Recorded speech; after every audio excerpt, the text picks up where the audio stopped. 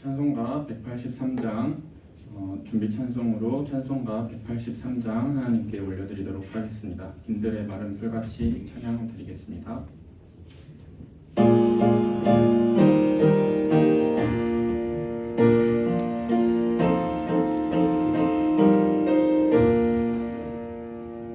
빈들의 마른 풀같이 시들은 나의 영혼,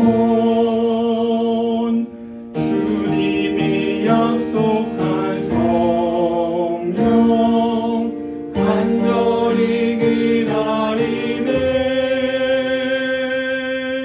가물음에 마른 땅에 단비를 내리시듯 성령의 단비를 부어 새 생명 주옵소서. 반가운 빗소리 들려 산천이 춤을 추네. 봄비로 내리는 성령 내게도 주옵소서. 가물음에 마른 땅에 단비를 내리시는 성령의 단비를 부어 새 생명 주옵소서. 절 따라 우로를 내려 초목이 무성하니 갈급한 내 심령 위에 성령을 부으소서. 가물음에 마른 땅에 단비를 내리시는 성령의 단비를 부어 새 생명 주옵소서. 참되신 사랑의 언약 어길 수 있사오랴. 오늘의 흡족한 은혜 주실 줄 믿습니다.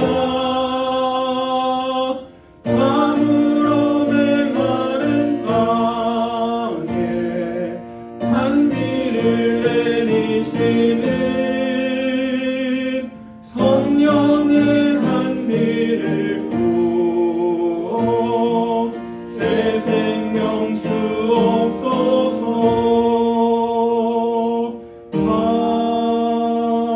아멘. 주예배로 나아가겠습니다. 하나님 감사합니다. 우리 사랑하는 LG교회 모든 성도님들 주님 앞에 수요예배로 나아갑니다. 주님 주실 그 말씀 기대하며 나아가는 귀한 시간 되게 하옵소서. 감사합니다. 예수님의 이름으로 기도합니다. 아멘.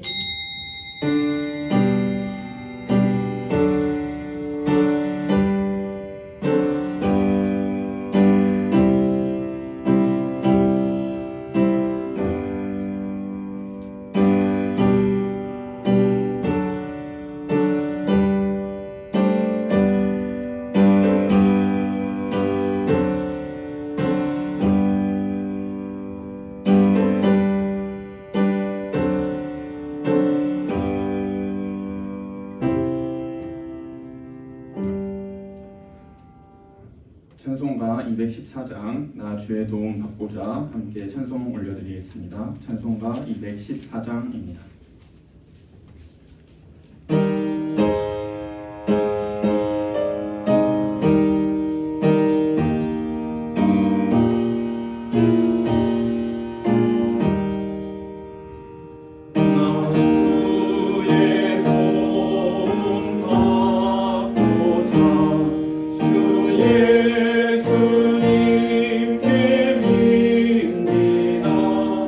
그리고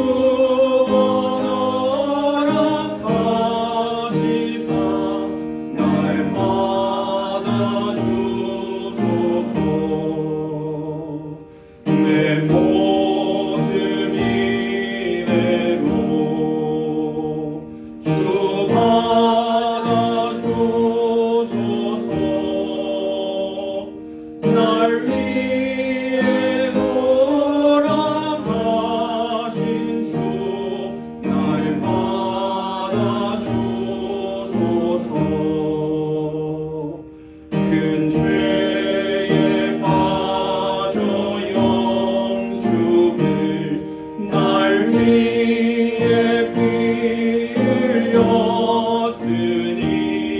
주 형상대로 빚으사 날 받아주소서. 내 모습 이대로 주 받아주소서. 날 위해 돌아가신 주 날 받아주소서. 내 힘과 결심 약하여 늘 깨어지기 쉬우니 주 이름으로 구원해 날 받아주소서. 내 모습 이대로 주 받아주소서. 날 위해 돌아가신 주 날 받아주소서. 내 주님 서신 발 앞에 나 엎드렸으니 그 크신 역사 이루게 날 받아주소서. 내 모습 이대로 주 받아주소서.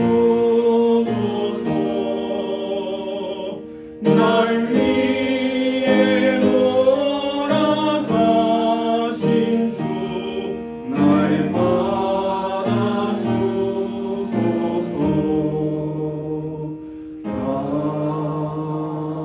아멘.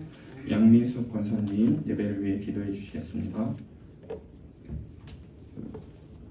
하나님 아버지, 상반기를 은혜 가운데 보내고 하반기를 맞이하게 하시니 감사를 드립니다.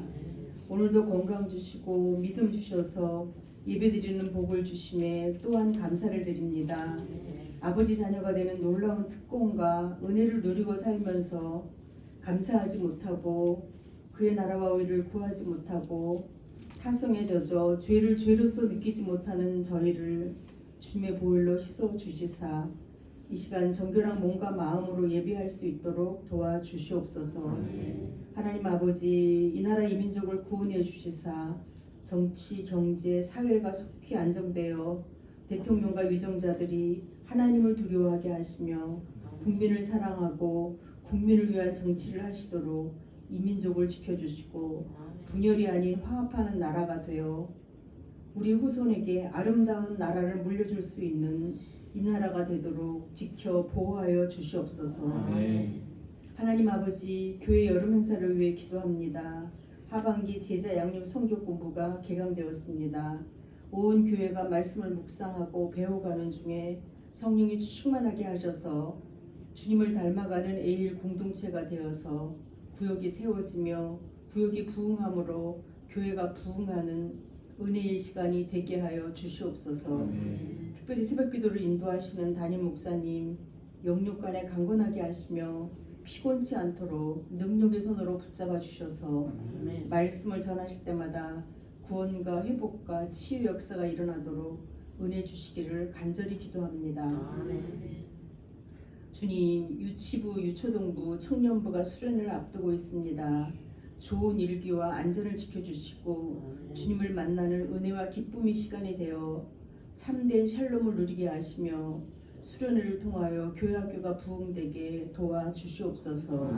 특별히 단기 선교를 준비하는 단원들에게 지혜와 능력과 건강을 주셔서 순창 지역에 말씀과 사랑을 심고 전하며 하나님께 영광을 돌리는 단기 선교가 되도록 모든 일정 외에 동행하여 주시고 역사하여 주시옵소서.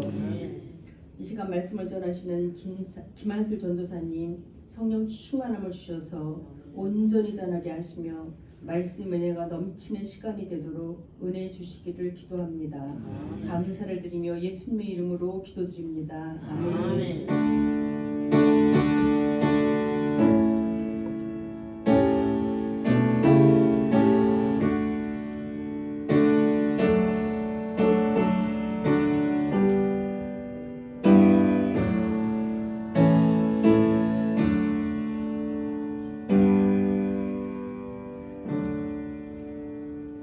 오늘 저와 여러분들이 함께 보실 하나님의 말씀은 고린도전서 1장 18절 말씀입니다.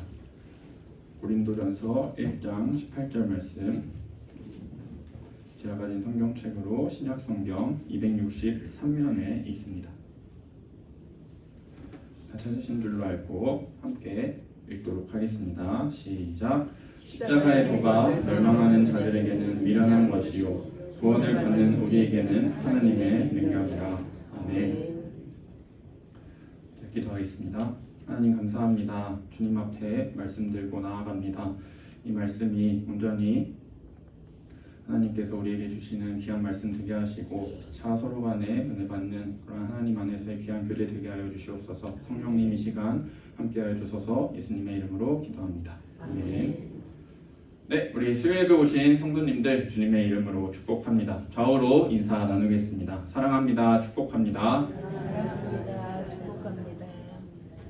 네, 어느덧 7월 중반을 향해 달려가고 있습니다. 이 시기가 되면은 이제 교회는 교회 학교 여름 행사들로 바빠지죠.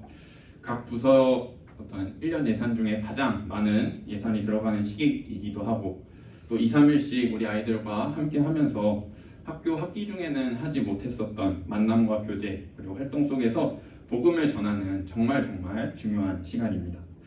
성경학교 또 수련회 오는 우리 쬐끄만한 어린 친구들이야 뭐 무슨 프로그램 할까? 뭐 아니면 밥은 맛있을까? 내가 좋아하는 그 여자애 뭐 그 남자애는 같이 올까? 뭐 이런 것들이 중요하겠지만 물론 저에게도 중요합니다. 네, 중요한데 말씀 전하는 일을 맡게 된 저는 아무래도 복음을 전하는 일에 좀 더 신경을 쓰게 됩니다. 창조로부터 시작하여 인간의 타락에도 불구하고 새 하늘과 새 땅으로 온전히 회복되고 완성될 하나님의 거대한 이야기, 그 이야기의 중심에 서 있는 예수 그리스도의 십자가. 앞으로 방학 기간 동안에 제게 주어진 이 설교의 기회들을 통해서 우리 성도님들과 복음의 핵심인 이 그리스도의 십자가를 나누고자 합니다. 그런데 한 가지 어려움이 있습니다. 이 십자가 사건이 기록된 복음서만 해도 4권이고 또 그 의미와 배경은 구약 또 신약 전반에 걸쳐서 다루고 있으니 제한된 시간 안에 이 모든 내용을 살핀다는 것은 조금 불가능합니다. 그래서 성도님들께 좋은 안내서 한 권을 소개하고자 합니다. 우리 도서관에도 비치되어 있는데 이 존 스토트의 그리스도의 십자가라는 책입니다. 지난 수요일 우리 윤명철 강도사님이 소개한 팀 켈러가 2010년대 후반 그리고 2020년대 초반에 공부하는 저 같은 학생들에게 최고의 화두였다면 이 존 스토트는 저희보다 조금 선배님들, 우리 목사님들의 목사님들 시대의 어떤 최고의 지성이었습니다. 그가 쓴 그리스도의 십자가는 가장 중요한 주제에 관해 쓴 가장 존경받고 권위 있는 저서입니다.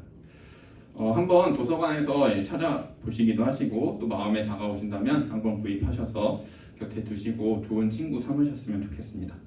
먼저 그림 하나를 보도록 하겠습니다. 홀맨 헌트라는 사람이 그린 죽음의 그림자라는 그림입니다. 이 그림은 나사렛에 있는 목공소의 내부를 보여주는데 상반신에 아무것도 걸치지 않은 예수님이 목조 작업대 위에 톱을 올려놓고서 그 옆에 서 있습니다. 예수님의 눈은 하늘을 향하며 얼굴에는 고통인지 황홀함인지 아니면 그 둘 다인지 알 수 없는 묘한 표정으로 나타납니다. 그러면서 두 팔을 들어서 머리 위로 쭉 이렇게 뻗치고 있는데 마침 그때 저녁 햇빛이 문으로 비쳐 들어와 뒤편 벽에 십자가 모양의 그림자를 들이웁니다. 그곳에는 연장을 두는 선반이 벽에 걸려 있어서 마치 예수님이 못 박힌 십자가의 이 가로 지름대처럼 보입니다. 그리고 연장들은 예수님을 못 박았던 그 무서운 망치와 못을 생각나게 합니다. 왼쪽을 보시면 한 여인이 있습니다. 이 여인이 손을 얹은 커다란 상자에는 동방 박사들이 주고 간 값진 선물들이 들어 있습니다. 예수님의 어머니 마리아로 보이는 이 여인은 벽에 드리운 자기 아들의 십자가 모양 그림자를 보고서 깜짝 놀라는 것처럼 보입니다. 죽음의 그림자라는 이 그림의 제목이 말하는 것처럼 예수님의 탄생 때부터 십자가는 예수님 앞에 죽음의 그림자를 드리우고 있었습니다. 오늘 저희는 그 십자가에 대한 세 가지 내용을 다루고자 합니다. 첫째는 기독교의 상징으로서의 십자가, 둘째는 예수님의 사명으로서의 십자가, 셋째는 예수님을 십자가로 내몬 사람들입니다. 먼저 기독교의 상징으로서의 십자가입니다. 종교와 이데올로기에는 그것을 떠올리게 하는 상징이 있습니다. 예를 들어서 불교에는 연꽃을 상징으로 사용합니다. 연꽃의 생김새는 이 축을 중심으로 방사되는 바퀴 모양과 비슷합니다. 사람들은 연꽃이 탄생과 죽음의 순환을 의미하는 윤회를 보여준다고 생각해서 불교의 상징으로 사용합니다. 현대 유대교는 다윗의 별을 상징으로 사용합니다. 이 상징은 다윗의 보좌가 영원할 것이며 메시아가 그의 후손 중에서 태어나리라는 다윗 언약을 말해줍니다. 이슬람은 초승달, 옛 소련은 망치와 낫을 상징으로 사용하였습니다. 기독교 또한 상징을 사용합니다. 하지만 초기 기독교는 박해를 받았기 때문에 드러내놓고 자랑하는 일은 피해야 했습니다. 그래서 이 카타콤의 벽과 천장들을 보면은 초기 기독교의 주된 표시들을 볼 수 있는데 이렇게 공작 또 아니면 비둘기, 운동선수의 월계관 혹은 물고기 이러한 그림들이 있었는데 약간은 그런 어떤 성격이 모호한 그림들이었습니다. 그러나 이런 것들이 오늘까지 기독교의 상징이 될 수는 없습니다. 보편적으로 받아들일 수 있는 기독교의 표시는 예수 그리스도와 관련되어 말하는 것이 필요하기 때문입니다. 그렇다면 그리스도인들은 상징으로서 여러 가지 것들을 표현할 수 있었겠죠. 아기 예수가 누운 구유를 택할 수도 있었겠고, 예수님이 청년 시절 나사렛에서 일하셨던 그 목수의 의자를 택할 수도 있었으며, 갈릴리에서 군중을 가르치시던 배가 될 수도 있었고, 예수님의 부활을 이야기할 만한 그 무덤 입구를 막던 이 돌이 있었죠. 그리고 아니면은 요한이 이 천국 환상 속에서 예수님이 참여하신 것으로 본 하나님의 보좌가 아니면 오순절에 하늘에서 내려온 성령의 비둘기가 될 수도 있었습니다. 하지만 실제로 선택된 상징은 그런 것들이 아니고 바로 십자가였습니다. 그리스도인들은 예수님에 대한 상징으로 그분의 죽음, 곧 십자가의 달리심을 기념합니다. 그러나 이 시대 사람들, 그 시대 사람들에게 십자가의 도는 오늘 우리 본문이 말씀하는 것처럼 미련한 것이며 심지어 미친 것이었습니다. 고대 세계에서 십자가는 가장 두려운 형벌 도구였기 때문입니다. 십자가형은 당시의 세계 변두리에 살던 야만인들이 만들어서 나중에 그리스인과 로마인이 받아들여진 것으로 가장 잔인한 처형 방법입니다. 사람이 극도의 고통을 느낄 때까지 죽음을 늦춥니다. 십자가에 달린 사람은 여러 날 동안 죽지 못하고 고통을 당할 수도 있습니다. 로마인이 이 처형 방법을 채택했을 때 그들은 살인, 반란 혹은 무장 강도짓을 한 범죄자, 그 중에서도 노예나 외국인 아니면 사람 취급을 못 받는 사람들에게만 이 형벌을 가했고, 혹시나 로마 시민이 범죄할 경우에 오직 극단적인 국가 반역죄를 행했을 경우에만 십자가형을 가했습니다. 로마에게 십자가형은 가장 잔인하고 혐오스러운 형벌입니다. 그리고 유대 또한 마찬가지입니다. 유대인들은 십자가에 못 박힌 범죄자에게 자동적으로 신명기 21장 23절의 말씀, 나무에 달린 자는 하나님께 저주를 받았음이니라 라는 이 말씀을 적용시켰습니다. 유대인들은 메시아가 나무에 달려 하나님의 저주 아래 죽으리라고는 도저히 생각할 수 없었습니다. 정신이 온전한 사람이라면 죄인으로 정죄당해 가장 수치스러운 처형 방식으로 죽은 사람을 하나님으로 경배할 수 없습니다. 그렇다면 이처럼 수치스러운 십자가가 어떻게 기독교의 상징이 된 걸까? 그 이유가 궁금합니다. 그 이유는 바로 예수님의 사명이 십자가였기 때문입니다. 거칠게 이야기하면 예수님은 죽으러 왔고 죽으러 이 땅에 왔다는 뜻인데 너무나 이상합니다. 이 세상 그 어느 누구도 자신의 삶의 목적이 처형되기 위함이라고 말할 사람은 없습니다. 그러나 예수님은 아버지께서 자신을 이 땅에 보내신 이유가 고난을 당하고 버림받으며 죽어야 하는 것이라고 분명히 말씀하십니다. 먼저 예수님은 자신의 죽음이 성경에 기록된 것의 성취이므로 자신이 죽으리라는 것을 알고 계셨습니다. 그리고 자신이 죽게 될 것을 아셨던 가장 중요한 이유는 바로 십자가가 예수님 자신의 의도적인 선택이었기 때문입니다. 예수님은 아무리 고통스럽더라도 메시아에 관하여 기록된 것을 성취하기로 굳게 결심하셨습니다. 이것은 어떤 운명론이나 순교자 컴플렉스가 아닙니다. 예수님은 구약 성경을 아버지의 계시로 믿으셨고 아버지의 뜻을 행하며 그분의 일을 완성하기로 굳게 결심하셨습니다. 성경에 게시된 대로 죄인을 구원하려는 아버지의 계획을 예수님께서 자발적으로 받아들이셨습니다. 예수님의 이 마음을 지배했던 것은 자기의 생명을 주는 것이었습니다. 사도들 또한 예수님의 사명이 십자가임을 증언합니다. 예수님의 죽음이 하나님의 뜻에 의한 것이라고 선언합니다. 사도행전 22장 23절 말씀, 그가 하나님께서 정하신 뜻과 3장 18절 말씀, 그러나 하나님이 모든 선지자의 입을 통하여 자기의 그리스도께서 고난 받으실 일을 미리 알게 하신 것을. 기독교 신앙의 전달자였던 사도 바울 또한 각 교회에 보내는 그의 편지에서 십자가에 중심적인 위치를 부여합니다.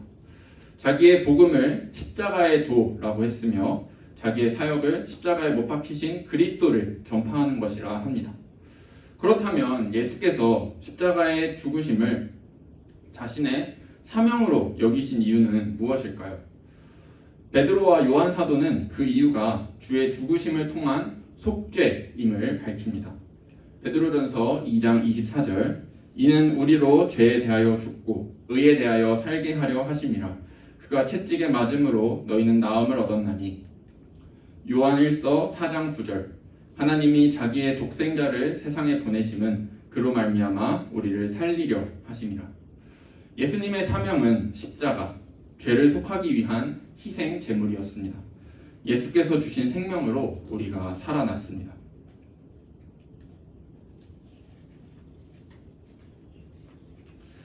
두 번째 내용을 통해서 예수께서 스스로 십자가를 향해 나아가시는 그런 능동적인 측면을 살펴보았다면 이제 십자가의 현장에서 예수께서 당하신 일을 살펴보고자 합니다.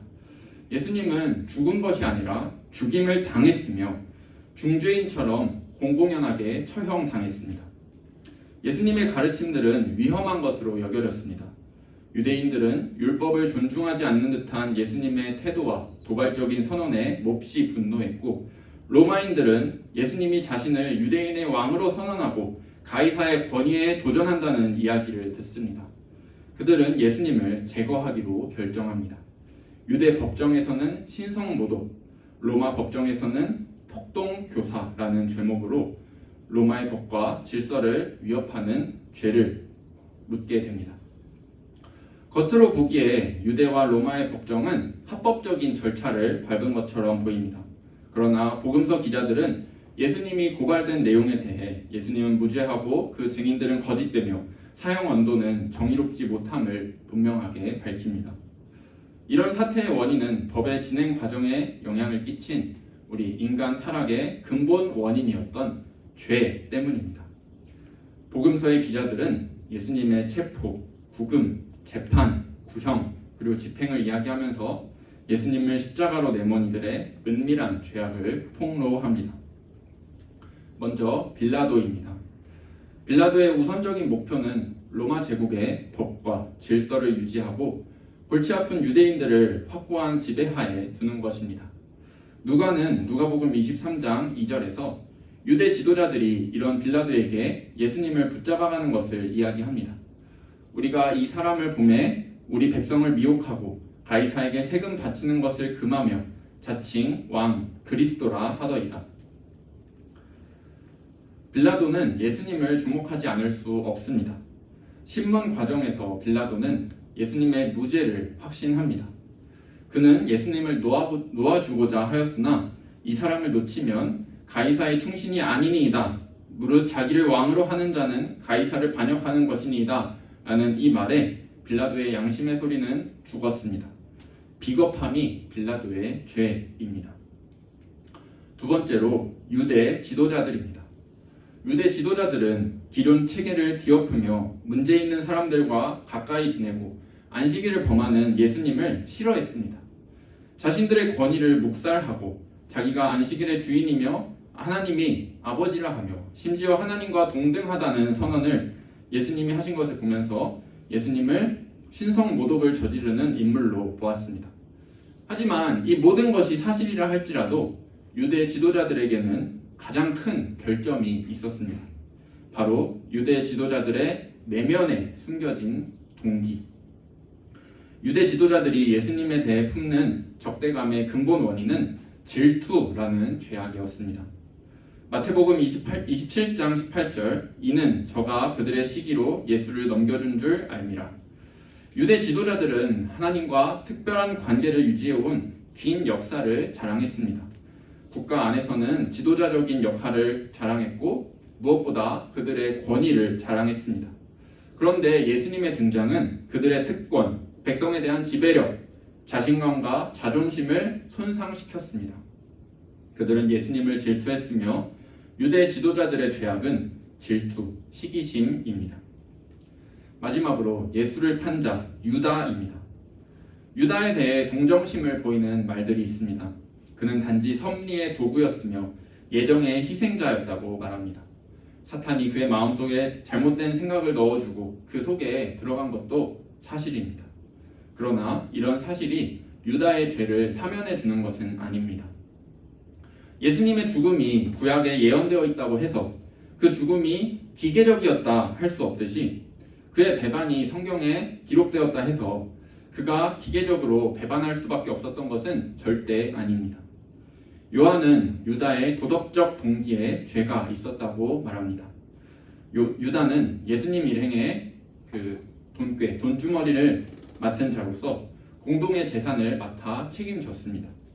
베다니에서 마리아가 자신의 어떤 이익이나 그런 이해타산을 따지지 않고 예수님께 향유를 부은 일과 반대로 대조적으로 유다는 1년치 급료에 해당하는 돈을 허비한 것에 분노를 느껴 그 돈의 3분의 1밖에 되지 않는 은 30냥에 예수님을 팔아 넘겼습니다. 유다를 지배한 최후의 동기는 돈에 대한 욕심이었습니다. 예수님을 십자가의 현장으로 몰아넣은 중요한 책임자들은 빌라도, 유대 지도자들, 그리고 유다입니다. 그러나 예수님을 십자가로 내몬 그 현장에 과연 우리의 자리가 비어 있습니까? 전혀 그렇지 않습니다. 만약 우리가 그들의 위치에 있었다면 우리 역시 그들과 똑같이 행동했을 것입니다. 강단에 서 있는 저라고 다르겠습니까? 저도 값싼 것보다는 비싼 것, 아름답고 예쁜 것들이 눈길에 가며 저보다 잘 나가는 것 같고 인정받는 것 같은 사람들을 보면 자연스럽게 시기와 질투가 납니다. 제 실수나 잘못에 대하여 회피하고 싶고 얼버무리고 싶은 마음이 왜 없겠습니까? 제 자신도 탐욕스럽고 시기 질투 가득하며 비겁한 존재입니다. 유다처럼 우리의 탐욕을 인하여, 제사장들처럼 우리의 시기를 인하여, 빌라도처럼 우리의 야망을 위하여 우리는 예수님을 희생시킵니다. 거기 너 있었는가? 그때에 주가 그 십자가에 달릴 때라고 오래된 흑인 연가는 묻습니다. 설교를 맺겠습니다. 우리가 믿는 신앙의 오래된 상징인 십자가가 기독교의 상징이 된 것은 예수님의 사명이 십자가였기 때문입니다. 십자가를 그저 형벌 도구로 하나님의 저주로만 알았던 이들에게 예수 그리스도가 이 땅에 죽으러 오신 것, 십자가의 도는 그저 미련한 것이었습니다. 그러나 그분을 십자가로 내몰고 십자가에 매달았던 우리, 비겁함과 시기, 질투, 탐욕으로 가득 찬 우리에게는 구원받는 유일한 하나님의 능력입니다. 그 십자가 앞에 오늘 우리가 나가며 구원받는 삶을 기쁨과 감사로 나아가는 수요예배 모든 성도님들 다 되시기를 주님의 이름으로 축복합니다. 기도하겠습니다. 하나님 감사합니다. 우리가 십자가의 도, 이방인들에게, 우리를 알지 못하는 이들에게는 미련한 것, 추악한 것으로 보였던 그 십자가가 우리의 유일한 구원됨을 믿습니다. 그 구원의 진리 앞에 우리 나아가게 하여 주시옵소서. 감사합니다. 예수님의 이름으로 기도합니다. 네. 광고가 있겠습니다. 금요기도회는 특별 새벽 기도회로 대신합니다. 정규인 특별 새벽 기도회 성령의 능력, 복음의 능력으로 2023 여름 사역을 이번 한 주간 그 새벽 5시 30분 본당에서 진행됩니다. 네, 저희 찬송가 147장 함께 찬송 드리도록 하겠습니다.